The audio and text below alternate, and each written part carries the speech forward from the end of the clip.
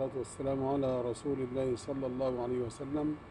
أما بعد، عباد الله،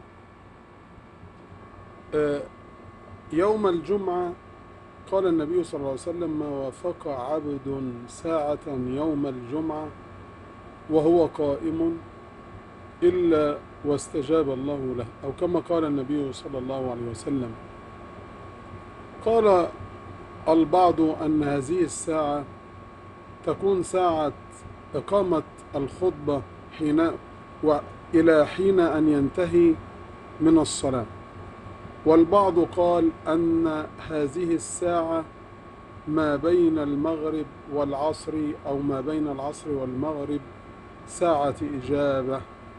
فادعوا الله عز وجل وأنت عندك يقين أن الله عز وجل يستجيب لك. قال تعالى: وإذا سألك عبادي عني فإني قريب أجيب دعوة الداعي إذا دعان فليستجيبوا لي وليؤمنوا بي لعلهم يرشدون.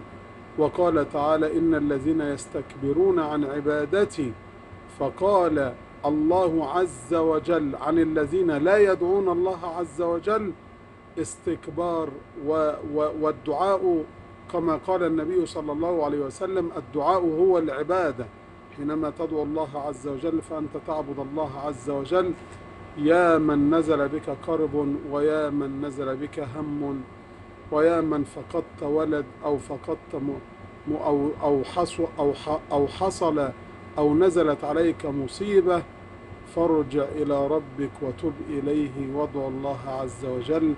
والسلام عليكم ورحمة الله وبركاته.